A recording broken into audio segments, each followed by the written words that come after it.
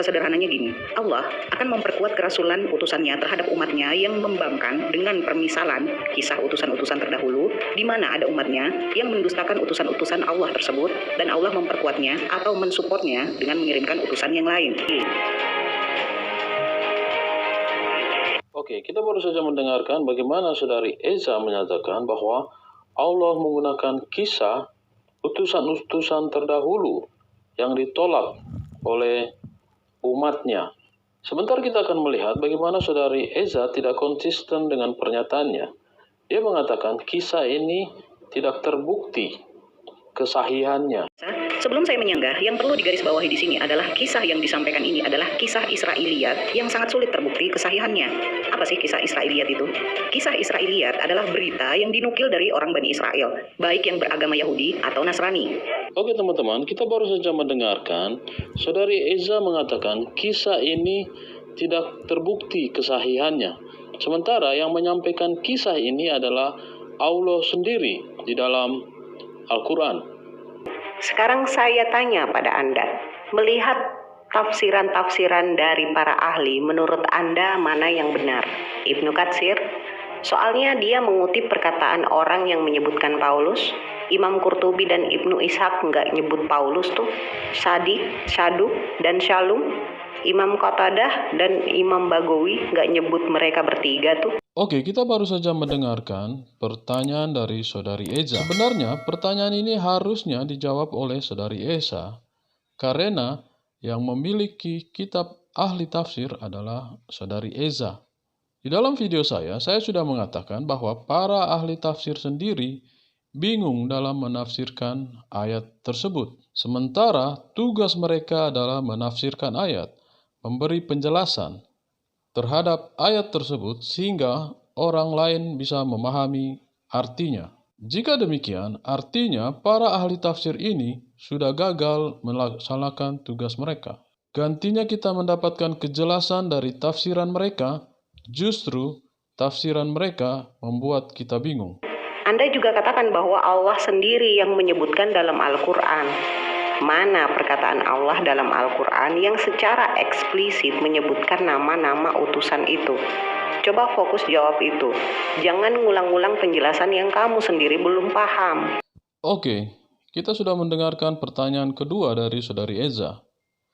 Jika saudara mengikuti video saya tidak pernah mengatakan bahwa Allah menyampaikan atau menyatakan nama-nama dari para utusan itu.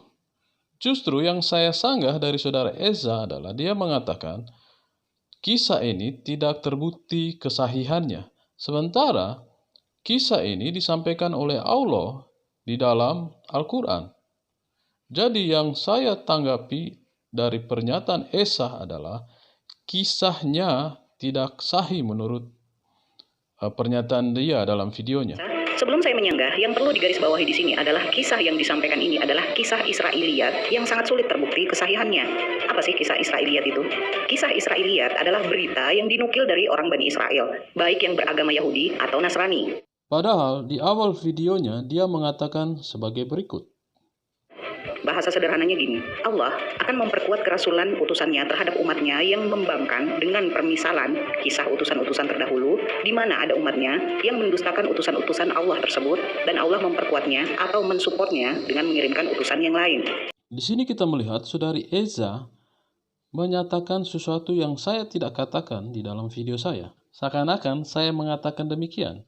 Padahal dengan jelas seperti teman-teman lihat, dia mengatakan dua hal yang kontradiksi. Berikutnya yang perlu digarisbawahi lagi adalah kisah ini bukan berasal dari Rasulullah Shallallahu Alaihi Wasallam. Saudari Eza benar, karena yang menceritakan kisah ini adalah Allah sendiri di dalam surat Yasin ayat 13 dan 14.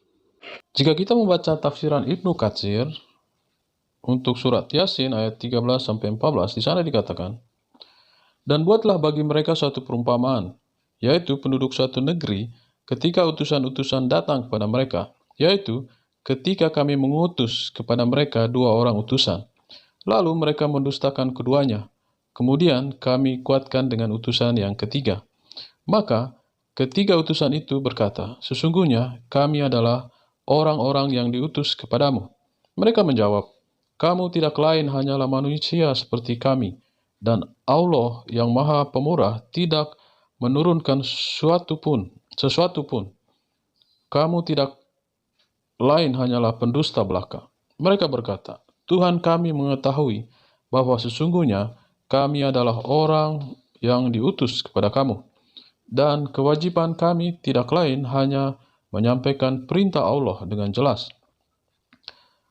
Allah berfirman, memberitakan kepada nabinya agar membuat suatu perumpamaan terhadap kaumnya yang telah mendustakannya. Suatu perumpamaan yaitu penduduk suatu negeri ketika utusan-utusan datang kepada mereka.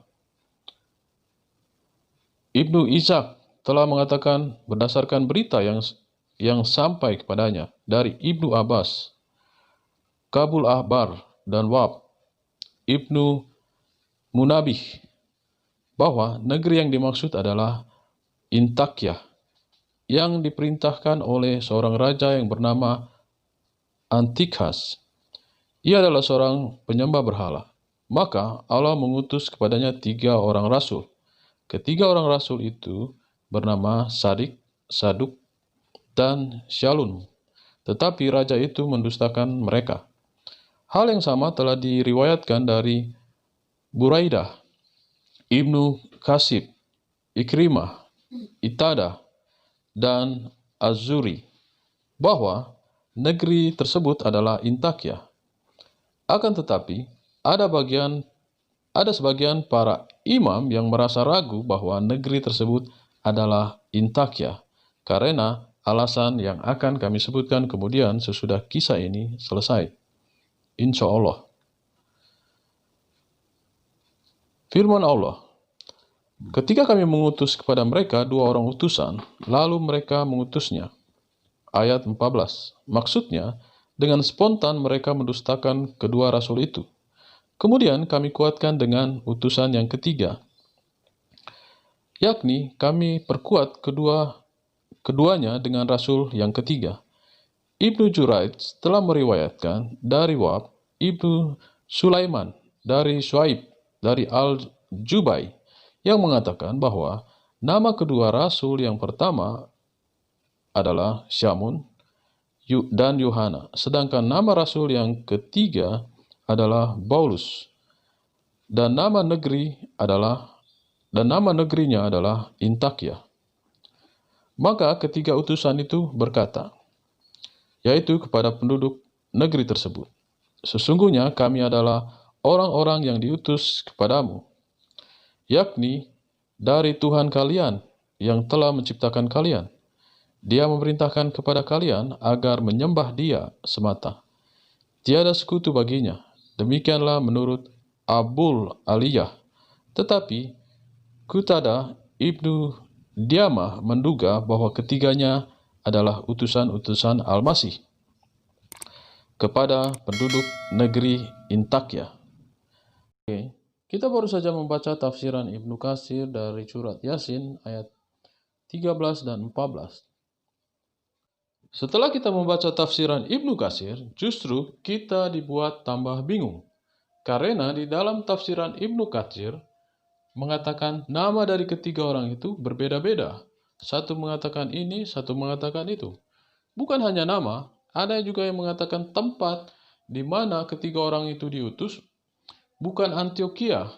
Ada juga yang mengatakan yang lain.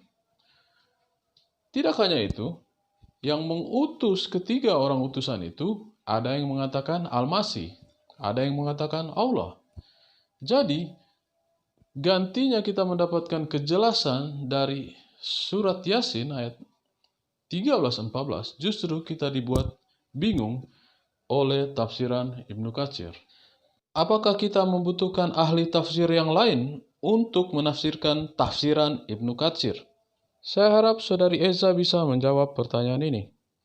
Oke teman-teman, demikianlah tanggapan kita atas pertanyaan Saudari Eza. Tuhan memberkati.